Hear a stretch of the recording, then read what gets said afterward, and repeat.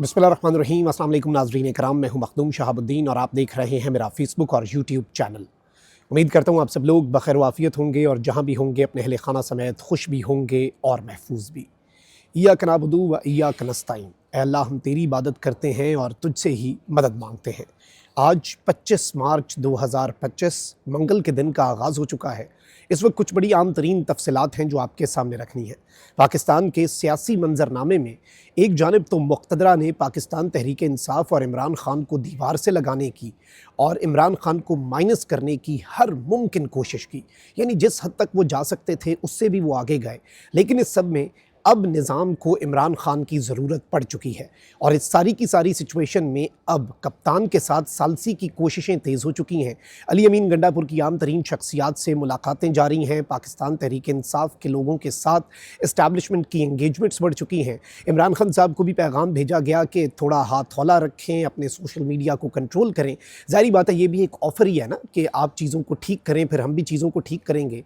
अब इस्टेब्लिशमेंट ने अपना अहम तरीन मोहरा जो है वो मैदान में उतारा है और मकसद सिर्फ एक है कि निज़ाम को इस वक्त चूँकि इमरान खान की ज़रूरत पड़ गई है, इस्टेब्लिशमेंट को पीटीआई की ज़रूरत पड़ चुकी है और इमरान खान को मनाने का मिशन जो है वो अब शुरू हो चुका है।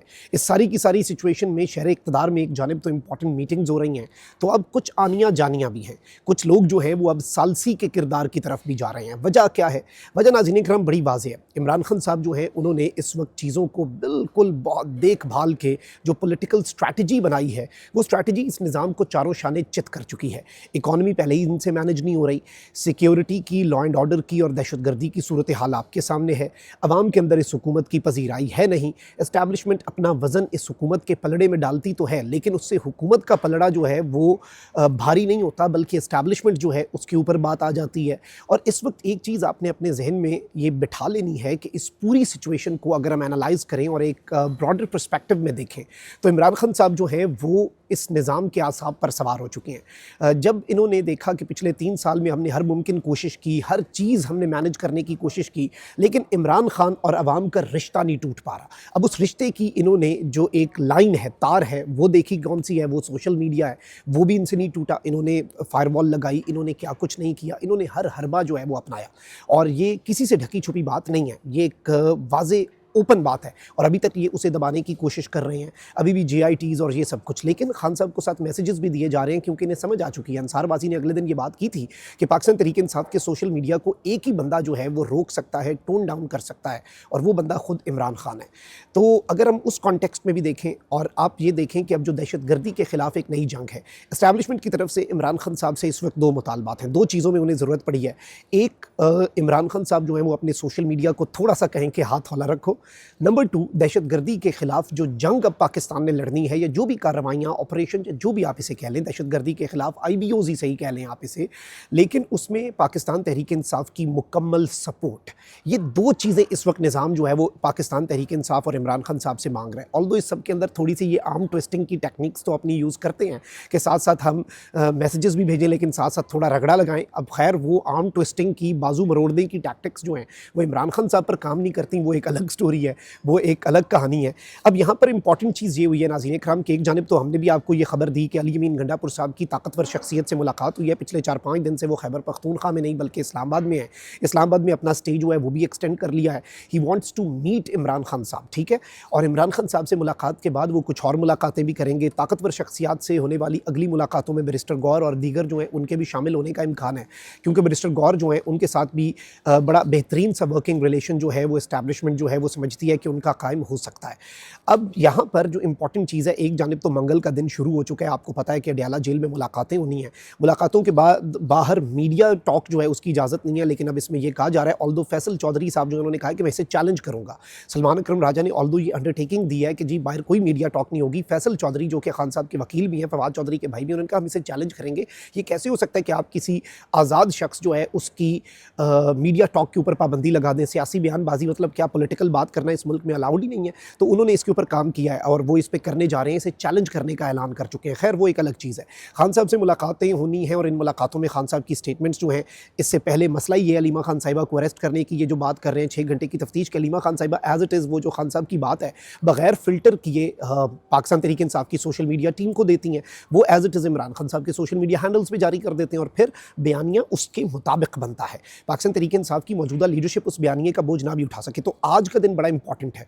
खान साहब की स्टेटमेंट्स, खान साहब तक कुछ पैगामात भी पहुंचेंगे, लेकिन इस सब में एस्टैब्लिशमेंट ने अपना सबसे बेहतरीन मोहरा, देखें एक चीज़ याद रखिएगा कि बिलावल भुट्टो जरदारी साहब जो है ना, उन्हें एस्टैब्लिशमेंट बड़ा एक हाई रिगार्ड में रखती है। पता नहीं क्यों रखती है, ये उनकी मर्जी भाई, हमें तो इसमें कुछ खास नज़र नहीं आता, ना ही मरियम साहिबा में ना ही बिलावल साहब में।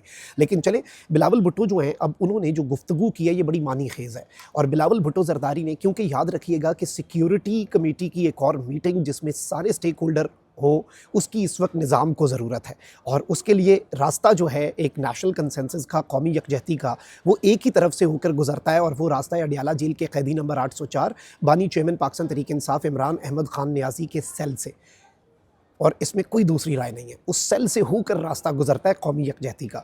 अब यहाँ पर इंपॉर्टेंट चीज़ ये हुई है कि बिलावल भुट्टो जरदारी ने जो स्टेटमेंट दी है इसे अब आप समझिएगा, और मैं इसे बाज़ाब्ता तौर पर इस्टेब्लिशमेंट के एक मोहरे का मैदान में उतर कर कप्तान मनाओ मिशन और सालसी के लिए काम करने के लिए जो कोशिशों का बिलावल साहब कह रहे हैं, क्योंकि इमरान खान साहब ने मौलाना फजल रहमान वाले इत्तेहाद को भी हतमी शक्ल दे दी है। आज उसकी कुछ मज़ीद अप्रूवल्स जो हैं वो ले लिए जाएंगे और तहरीरी मुआहिदा होगा और एक चेयरमैन और सदर का ओहदा मौलाना साहब और अचकज़ई साहब में दे दिया जाएगा, लेकिन अपोजिशन इत्तेहाद भी बनने जा रहा है। यानी हर तरफ से ये निज़ाम घिरा गया, ऊपर से दहशतगर्दी का इफरीत। तो अब इस वक्त निज़ाम को खान की ज़रूरत है, खान को निज़ाम की ज़रूरत नहीं है। बिलावल भुट्टो जरदारी साहब जो मैदान में आए हैं और उन्होंने कहा कि पीपल्स पार्टी हुकूमत और अपोजिशन दोनों से बात करने की पोजीशन में है। वो जमातें जो कौमी सलामती कमेटी इजलास में शरीक ना थी, उन्हें एंगेज करने को भी हम तैयार हैं। अब बिलावल भुट्टो जरदारी साहब जो उन्होंने कहा कि जी अवाम के मसाइल का हल तरजीह होना चाहिए, बलूचिस्तान और KP में अमन अमान पर हमें खुसूसी तवज्जो देनी होगी, कौमी इशूज़ पर इत्तफाक़ राय पैदा करना नागुज़ीर है, यानी कि इत्तफाक़ राय पैदा हमने करना ही करना है। दहशतगर्दों का मुकाबला करने के लिए मुत्तहिद होना होगा, बिल्कुल होना होगा, और तमाम जमातों को ज़ाती मसाइल के बजाय मुल्क और कौम के लिए इकट्ठा होना होगा। लेकिन हमारी सियासत में तकसीम है, कौमी मामलात में इत्तफाक़ राय पैदा करना मुश्किल हो गया है।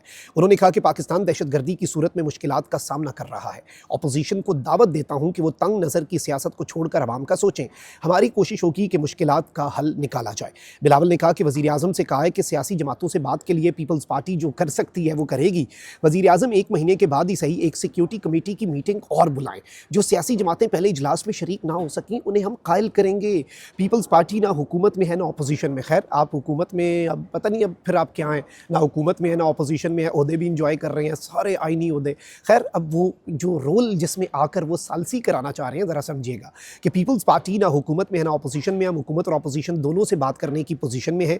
कोशिश कर सकते हैं कि इज्तिमाई फैसले लें, अपोजिशन भी तंग नज़र की सियासत छोड़े, और उम्मीद है कि दहशतगर्दों का मुकाबला करने के लिए कौमी इत्तफाक़ राय पैदा करेंगे और मुल्की मफाद में इज्तिमाई फ़ैसले लेंगे। और फिर इन्होंने ये पेशकश की है कि जी मैंने वज़ीर आज़म को ये पेशकश की कि वज़ीर आज़म साहब, शहबाज शरीफ साहब, जो जमातें कौमी सलामती कमेटी के इजलास में नहीं हुई आईं उन्हें एंगेज करने के लिए मैं तैयार हूँ, और मैंने अपोजिशन लीडर को भी कहा कि छोड़ें ये सब कुछ और आगे बढ़ते हैं मुल्क की खातिर। अब मैं ये समझता हूँ नाज़रीन कराम कि बिलावल भुट्टो जरदारी साहब का मैदान में आना, ये भी इस सिस्टम का एक आप कह लें कि पत्ता फेंका है इस निज़ाम ने और इस सिस्टम ने बिलावल भुट्टो जरदारी साहब की जानिब और की तरफ से, और उन्हें उतारा गया मैदान में बिलावल भुट्टो को, और मिशन एक ही है, कप्तान मनाओ मिशन। इस्टेब्लिशमेंट को, निज़ाम को और सिस्टम को इमरान अहमद खान नियाज़ी की और पाकिस्तान तहरीक इंसाफ की ज़रूरत पड़ चुकी है। और लगातार उनके जो नाम नहाद तर्जुमान सहाफ़ी हैं उनकी तरफ से भी ये पैगामात पब्लिक तक पहुँचाए जा रहे हैं, कॉन्टीन्यूसली ये पहुँचाए जा रहे हैं कि जी ये सारी चीज़ें जो हैं ये आपने इस तरह से करनी है, और आप ये 2 काम अभी कर दें, हमें इन 2 कामों में आपकी ज़रूरत है, और फिर हम ये कर देंगे, हम वो कर देंगे, आपके लिए पॉलिटिकल गुंजाइश पैदा होगी। इवन जो महमूद अचकज़ई और अल्लामा राजा नासिर अब्बास हैं उन्हें कहा गया है कि आप जाकर खान साहब को कन्विंस करें, यानी जिनकी खान साहब सुनते हैं। तो इस वक्त एक चीज़ याद रखिएगा कि कौमी इत्तफाक़ राय इमरान खान साहब भी चाहते हैं, वो ये नहीं चाहते कि मुल्क का नुकसान हो। इमरान खान साहब नहीं चाहते कि मुल्क के अंदर दहशतगर्दी का इफरीत एक मरतबा फिर सर उठाए।